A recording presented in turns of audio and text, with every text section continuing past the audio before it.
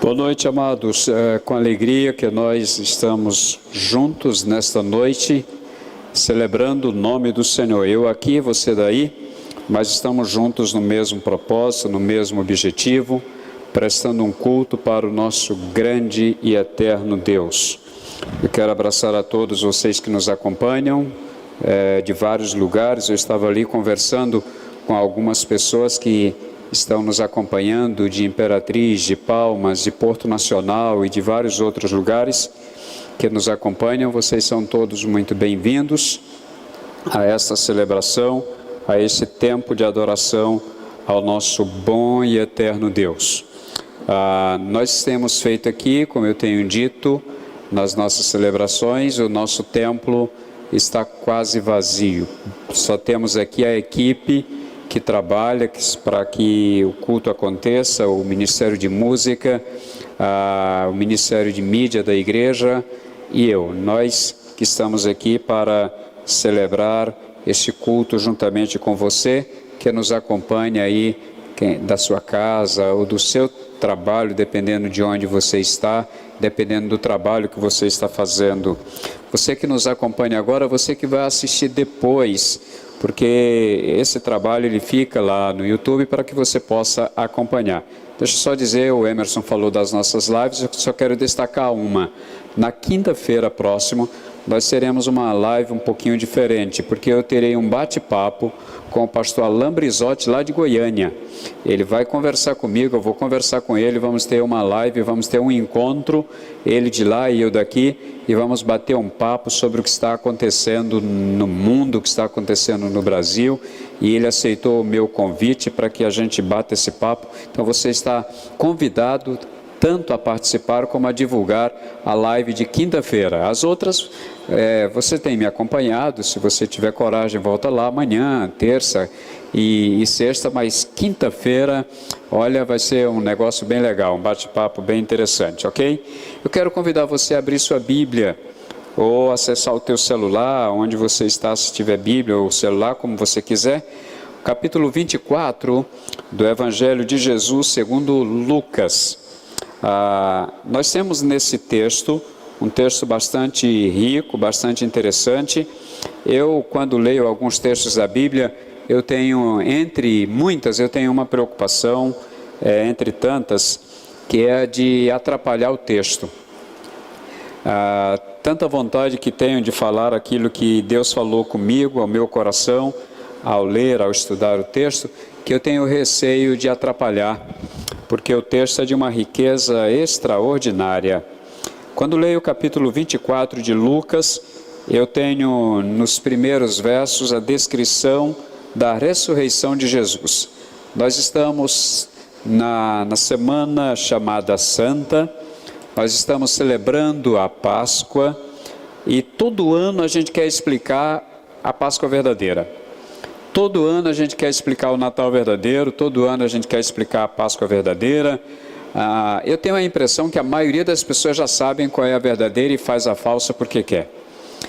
Eu tenho a impressão de que as pessoas, algumas vezes elas decidem, eu vou fazer o que eu quero porque eu mando e eu decido e pronto.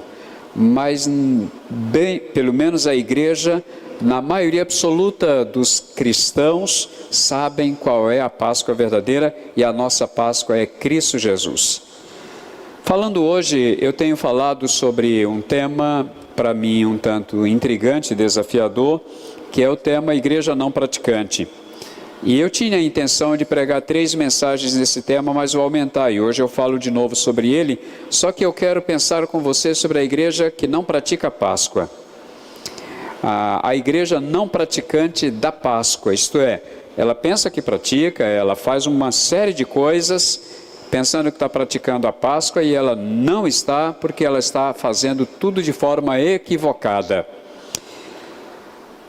Como eu disse, esse texto do capítulo 24, ele diz, no verso 1 do capítulo, no primeiro dia da semana, bem de madrugada, elas foram ao sepulcro, levando as essências aromáticas que haviam preparado, e encontraram a pedra do sepulcro removida.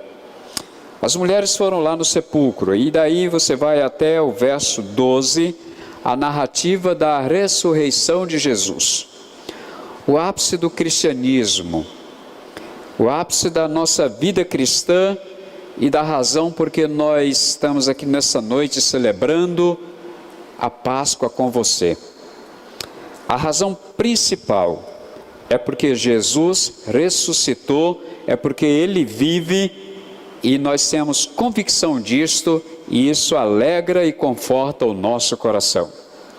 Mas quando nós chegamos no verso 13 do capítulo 24, nós lemos: nesse mesmo dia, dois deles, isto é, dois discípulos, porque lá atrás vem falando sobre os discípulos, então chega no verso 13, ele diz: nesse mesmo dia, dois deles seguiam para um povoado chamado Emaús, distante de Jerusalém 60 estádios, que dá em torno de 11 quilômetros mais ou menos.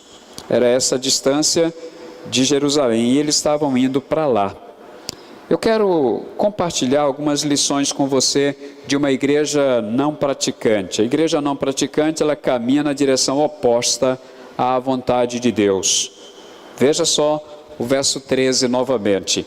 Nesse mesmo dia, dois deles seguiam para um povoado chamado Emaús, distante de Jerusalém, 60 estádios. A vontade de Deus era que aqueles discípulos estivessem em Jerusalém.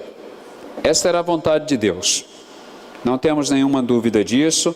Jerusalém é a cidade onde o Senhor realizou muitos milagres. Jerusalém, o mundo inteiro volta-se para aquele lugar. Jerusalém teve algo especial na vida de Jesus ali. Jerusalém é de fato o lugar onde os discípulos deveriam estar.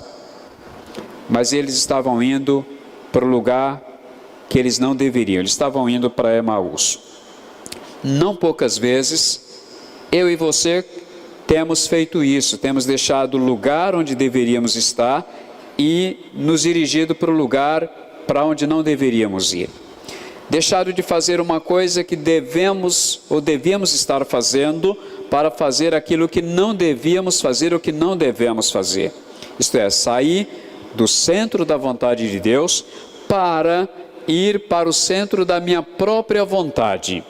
Isto é, vou para onde eu quero, para onde eu não deveria ir, fazer o que eu não deveria ir, deixando o lugar onde eu deveria estar.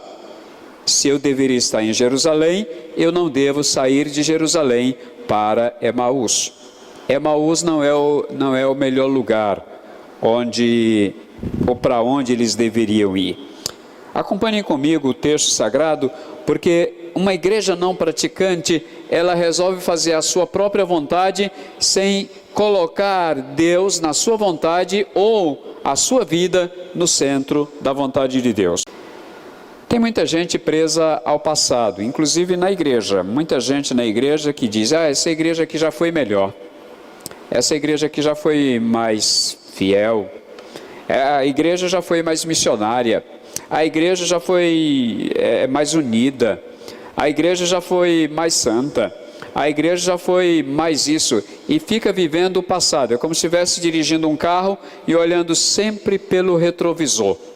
Olhando para o passado. Passado que não volta. Passado que nos ensina. Mas um passado, muita gente preso a ele. E esses dois discípulos estavam presos a um passado de uma forma mais complicada ainda. Porque olha só o que eles... eu vou ler o verso 14 em diante para que você acompanhe melhor. E diz o texto: e iam comentando tudo o que havia acontecido. Enquanto comentavam, discutiam, o próprio Jesus se aproximou e começou a acompanhá-los. Mas os olhos deles estavam como que fechados, de modo que não o reconheceram. Então ele lhes perguntou: do que estáis falando pelo caminho? Eles então pararam tristes. Olha só, o passado os fez tristes. O passado os entristeceu. E de que passado eu estou falando? Eles estavam vivendo naquela caminhada ali entre Jerusalém e Emaús, indo para Emaús. Eles estavam vivendo o passado porque Jesus tinha sido morto na sexta-feira. O sábado houve um descanso.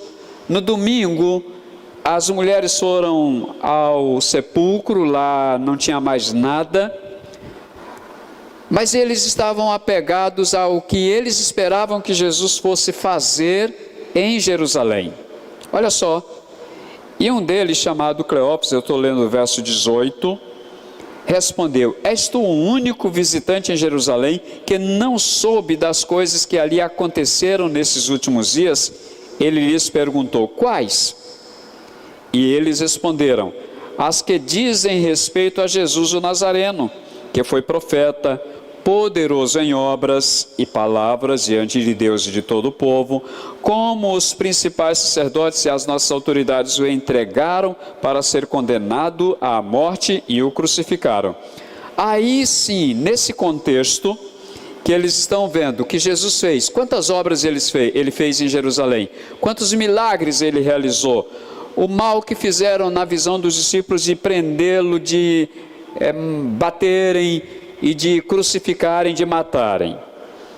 Aí eles tinham uma expectativa: ele vem para resolver o nosso problema, ele vem para que nós tenhamos a nossa vida política tranquila. Nós esperávamos que fosse ele, verso 21, o que traria redenção a Israel. Além disso, já faz 3 dias que essas coisas aconteceram. Que redenção eles esperavam? Eles esperavam uma redenção política, talvez o que estamos esperando hoje para o Brasil, talvez esperando que o Brasil experimente uma redenção política, que tenhamos uma nação economicamente saudável, que tenhamos uma nação com segurança, onde eu possa andar dia e noite e não ser assaltado. Esperamos uma nação que a saúde seja perfeita e quem sabe até viremos semente, não vamos morrer, saúde perfeita. Esperamos que os políticos sejam honestos, mas não só os políticos, devemos pensar nisso, porque a desonestidade ela faz parte da cultura brasileira, então não é só político que é desonesto. O político saiu da nossa sociedade, do nosso contexto, do nosso meio. Mas a expectativa que temos, lamentavelmente, é essa, e ficamos vivendo do passado. Não deu certo, nós esperávamos que ele viesse redimir a Israel. Ele morreu. Estamos vivendo em cima do sofrimento do passado. Você que perdeu o emprego no passado, você que perdeu o salário que era maior no passado, você que teve um casamento frustrado no passado, você que teve um namoro desgraçado no passado, você que teve uma situação que você não gosta, que você resolveu trazê-la na sua mente, no seu coração, nos seus ombros, e você está caminhando com esse passado de perda, com esse passado de aparente derrota, e eles estavam olhando, Jesus morreu. Esperávamos que ele viesse redimir Israel, mas ele está morto. Ele não vive mais, então não há mais nada que fazer, não há mais o que esperar.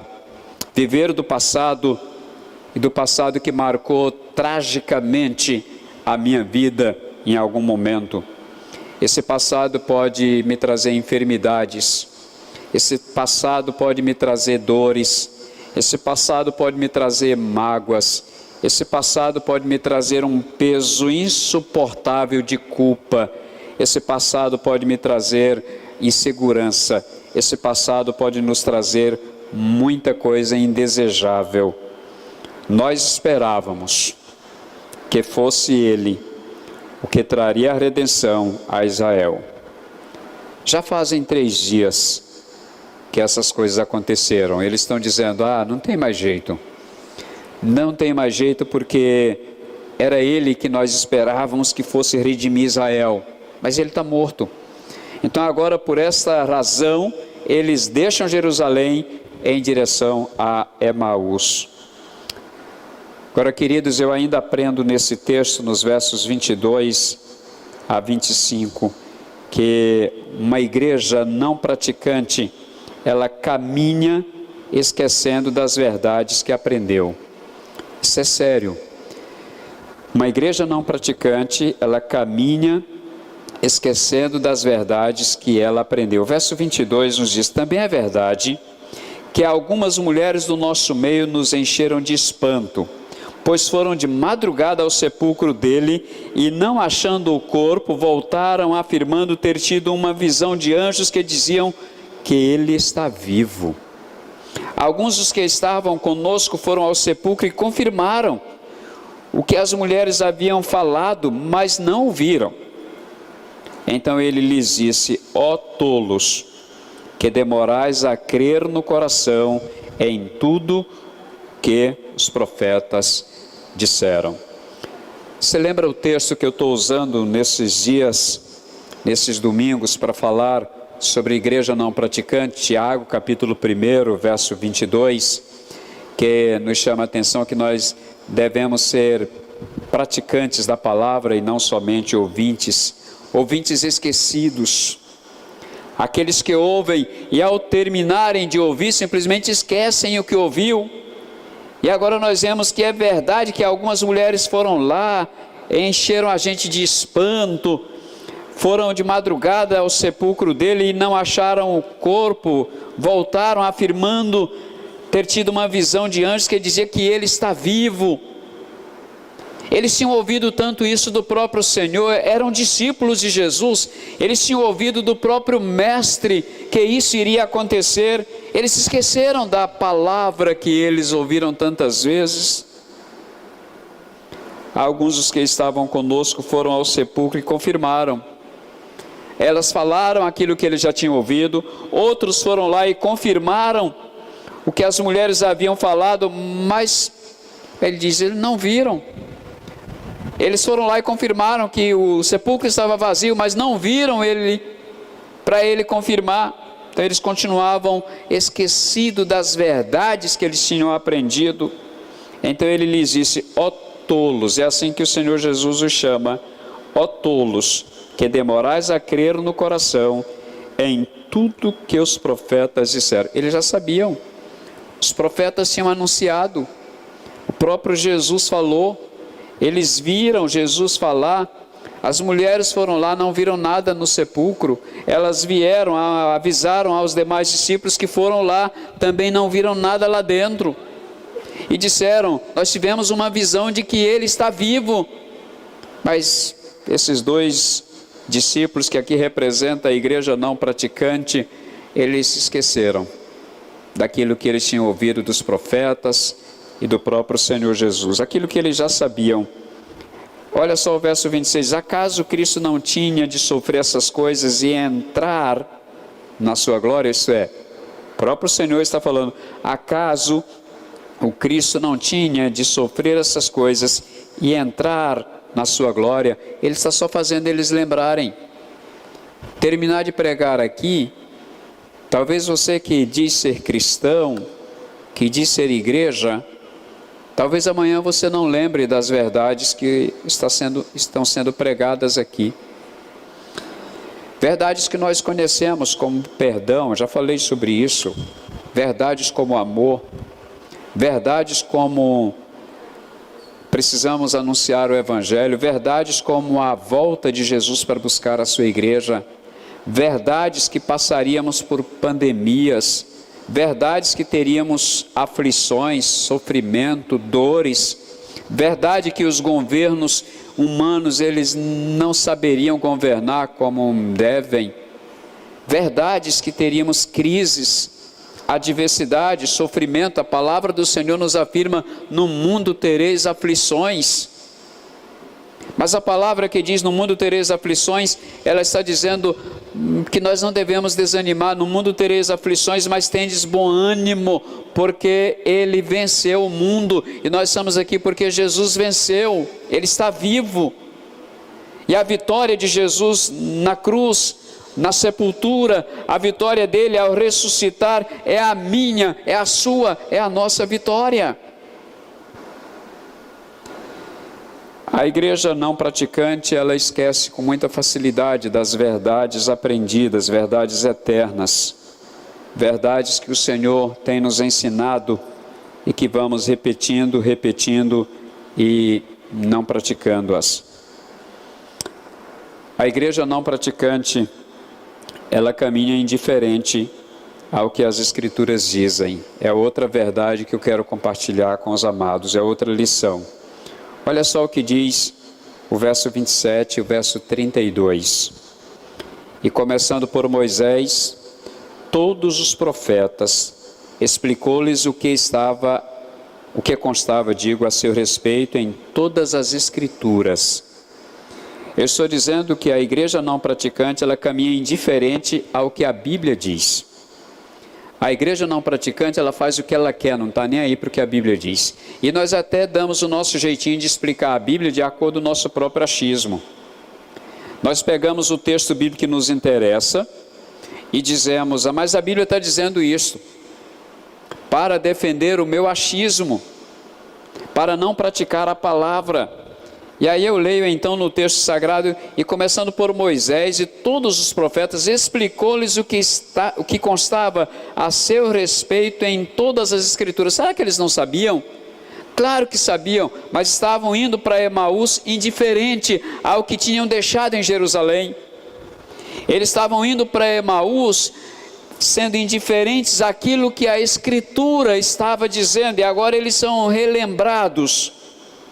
Começando por Moisés, o Senhor vai dizendo a eles, explicando o que constava a seu respeito em todas as Escrituras.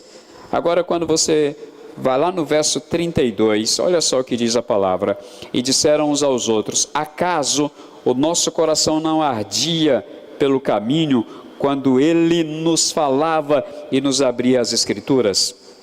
Queridos, eu já falei isso outras vezes, mas quando era um pouquinho mais jovem, ainda sou muito jovem, mas quando eu era um pouquinho mais jovem, há uns 20 alguns anos atrás,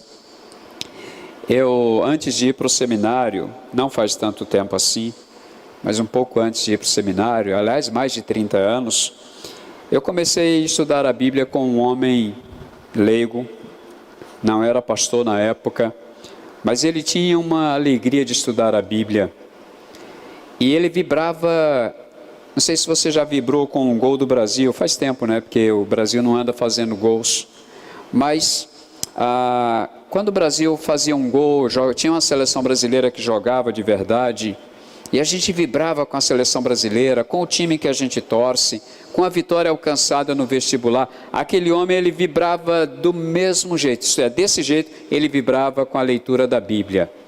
E muitas vezes, debaixo de uma árvore, onde nós sentávamos para estudar a Bíblia, naquele interior do Maranhão, aquele homem me ensinava a Bíblia, e ele vibrava de uma forma espetacular.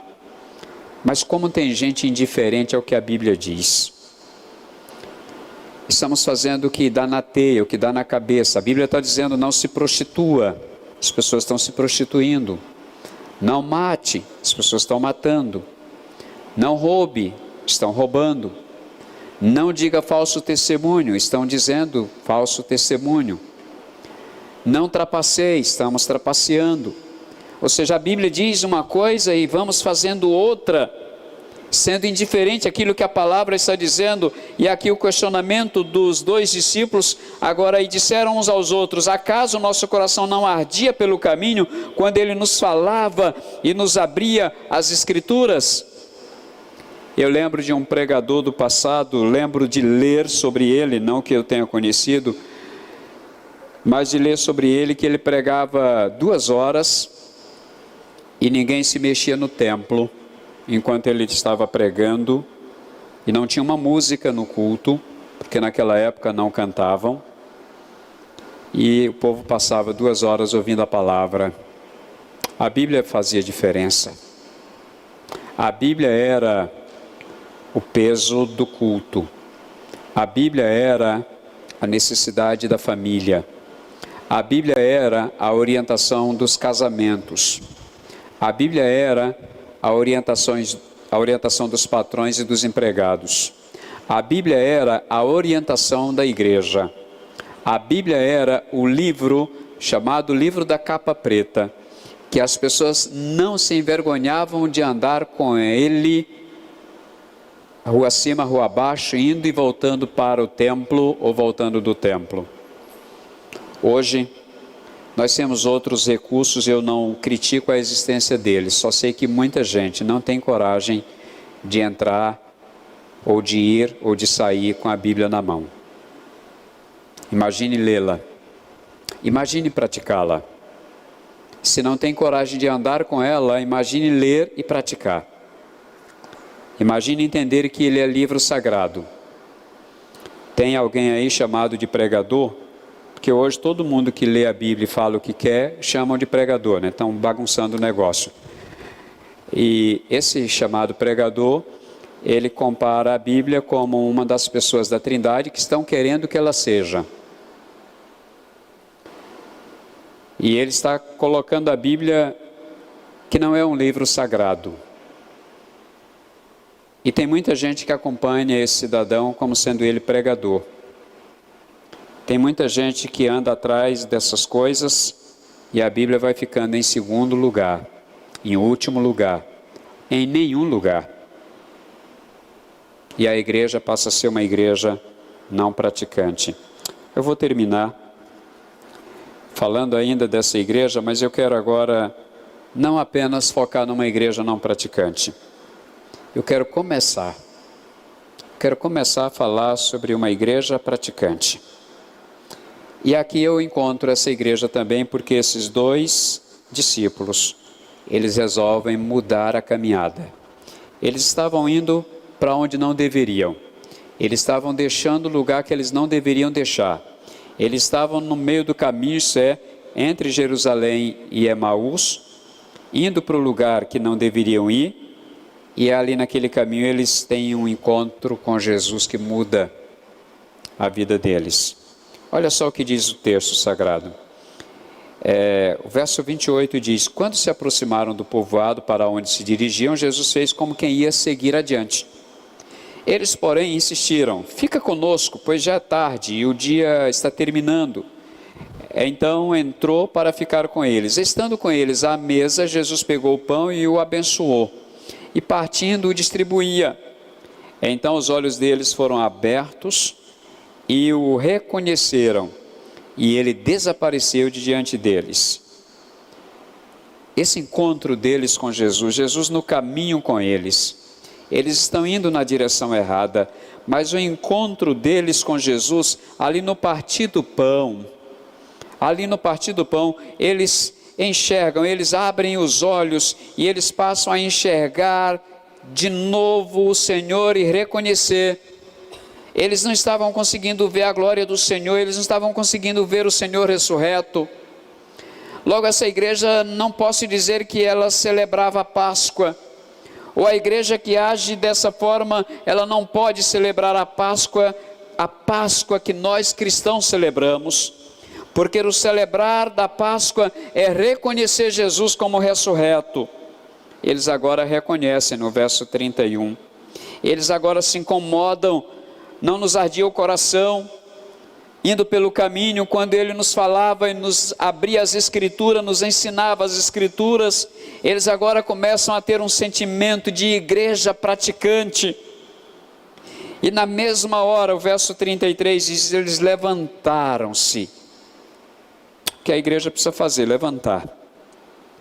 E levantar pode ser literal, porque tem muita gente muito tranquilo sentando nos bancos ou cadeiras de igreja.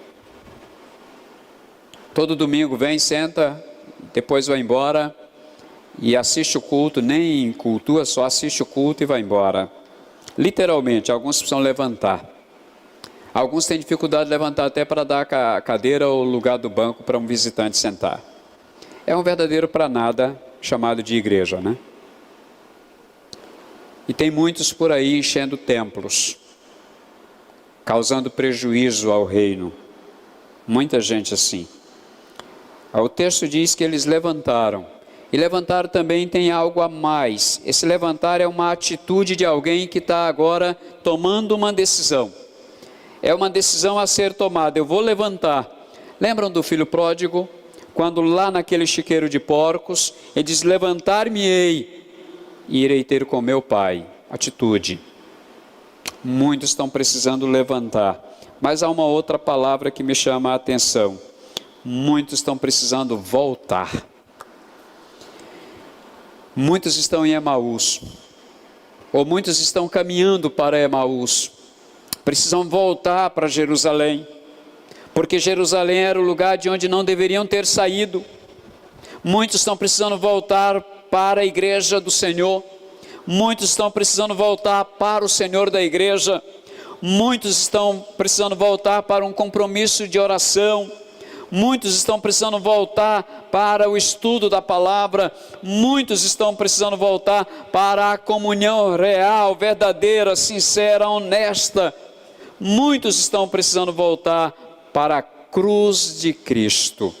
Voltar para Jerusalém é voltar para a cruz, lugar onde o Senhor pagou o preço dos nossos pecados. Precisa voltar. Eles decidiram, eles levantaram e eles voltaram para Jerusalém. E tem uma outra coisa aí no verso, diz: e encontraram reunidos 11 e os que estavam com eles, os quais diziam: é verdade, o Senhor ressuscitou e apareceu a Simão. Então os dois fizeram uma outra coisa interessante, agora no verso 35.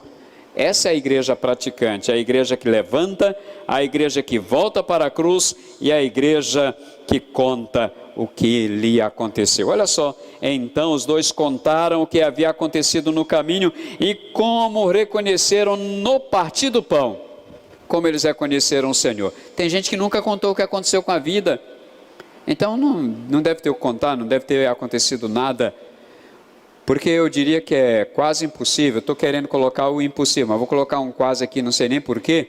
É quase impossível que alguém tenha um real encontro com Jesus e a vida não mude a ponto de ter alguma coisa boa para contar para os amigos, para os colegas de trabalho, para os colegas de faculdade, de colégio, para os vizinhos, para contar para a família, contar para o marido, para a esposa, para os filhos, para os pais, contar para aqueles que ainda estão caminhando para Emaús.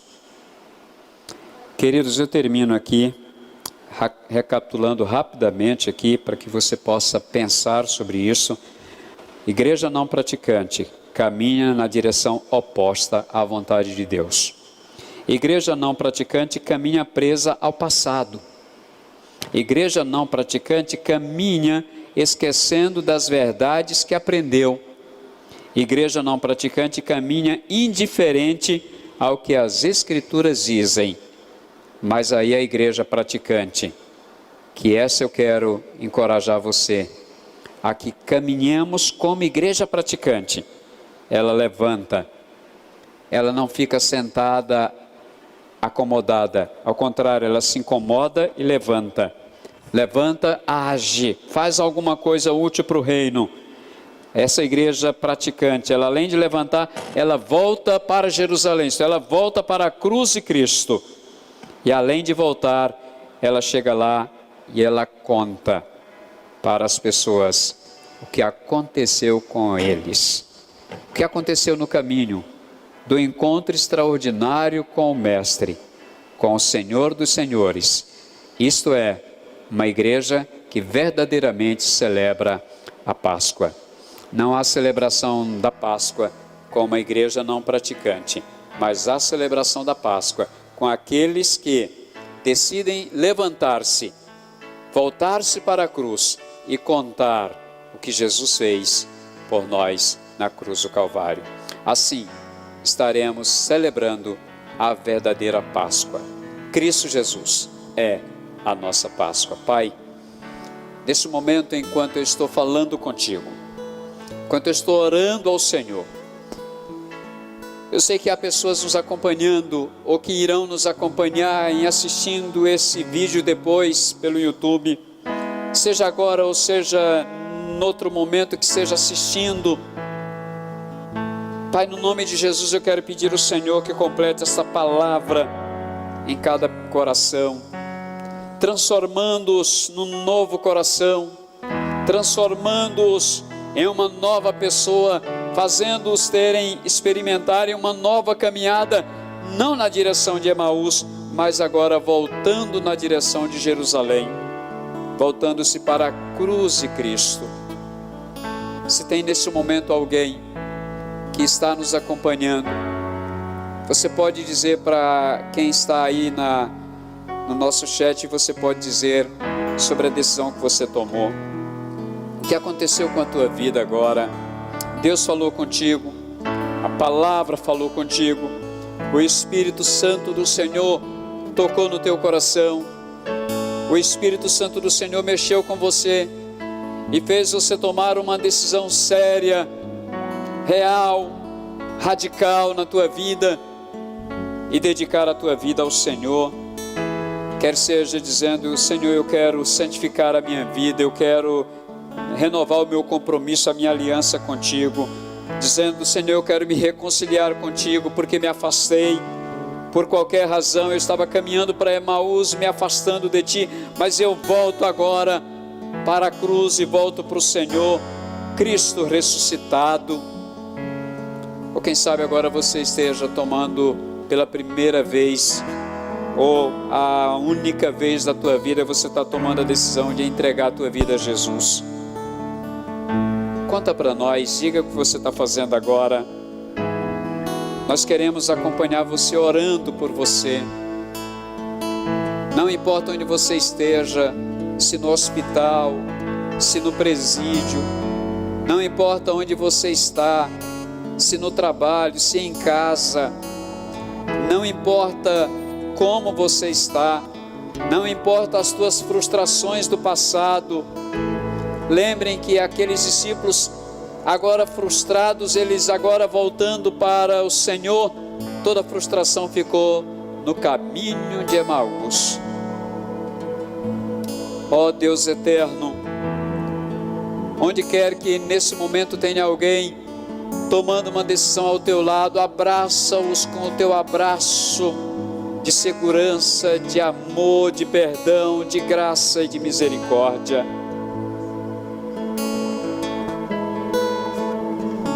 Pai, faz que haja uma grande festa nos céus neste momento.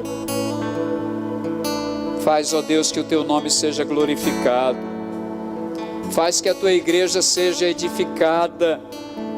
E neste momento eu clamo ao Senhor pela primeira igreja batista em Araguaína. Que não nos afastemos da tua cruz e que olhemos para Jesus, o Cristo ressurreto.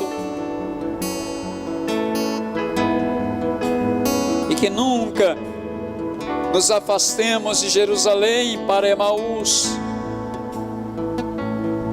porque isso significa se afastar do Senhor. Atende, Pai, as nossas orações, porque nós as fazemos em nome de Jesus. Amém, amém, Senhor.